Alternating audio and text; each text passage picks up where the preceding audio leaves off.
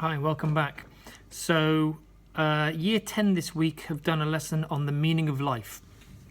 And we were basically focusing on the twin dangers of when and then. When and then. We tend to say, when I get this, then I'll be happy. And this is something that we're all pretty guilty of. I know I certainly am. You know, when I have this, then it'll be okay. And they've done all sorts of surveys where they've asked people about things like salaries, and people said, well, they surveyed people on $50,000 and they said, well, when I'm on 75, then I'd be happy. And the people on 75 said, well, if I could just get to 100, then I'd be happy. And they carried this through. You know, people on $500,000 were still saying, if I could just get my first million, then I'd be happy. We all tend to move the goalpost and defer our happiness. And we looked at how society is using consumerism as a way of looking for our happiness. You know, what's the meaning of life? Well, if you look at our actions, what are we all working towards? We go to work, we earn money, we use that money to buy stuff. We go to work, we earn more money, we buy more stuff. And it seems that all our lives are leaning towards the acquisition of stuff. And that's what we're searching for. When we're searching for this feeling of happiness, we think that if we buy something, that'll give us that feeling.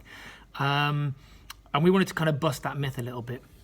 We talked about how religions refer to these things that we prioritize like that as false idols. Things that we put in God's place. Instead of having God being at the center of our lives and that's the thing that we pursue, we're pursuing other stuff. We're pursuing money, we're pursuing possessions, we're pursuing the latest phone, whatever it might be. We're putting these things, we might pursue status or acceptance or popularity or fame. These are things that we are chasing after, and in focusing on them, we're not focusing on God and what he wants for us. And this is this concept of a false idol, something that we idolize instead of God. And then we said, well, what do religions suggest then? And the bulk of them say, look, this doesn't work. Selfish pursuit of yourself doesn't work. And so what you should be doing is focusing on others. And there's a pretty much a consensus on this. Most religions talk about the idea that we should love one another more than we love ourselves, that we should focus more on other people. And the majority of religions will say this. And again, this is something that science backs up. We know that when we are kind to other people, we get a hit of serotonin, we get a hit of dopamine, of oxytocin. And what's great is that these things, they have a physical consequence. When I am nice and kind to other people, oxytocin lowers blood pressure. We know that when I'm kind to other people, it reduces levels of cortisol. And cortisol interferes with my body's ability to manage stress, and it also causes me to get poorly. And so by being nice to other people, I'm not just emotionally well, I'm physically well. Which kind of points again to the idea that maybe religions are onto something.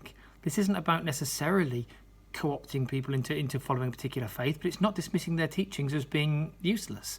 These are religions who say, look, you do this and you'll be happy and healthy and live longer. And now the science 2,000 years later is saying, well, if you do what they said, you'll be happy, you'll be healthy and you'll live longer. So we were looking at where our life points towards, where we find meaning, and that's kind of where we settled. Ever-changing picture out there at the moment. I think there's a good chance that I won't be giving you this podcast next week, and that we'll find that schools have had to adopt another way of working.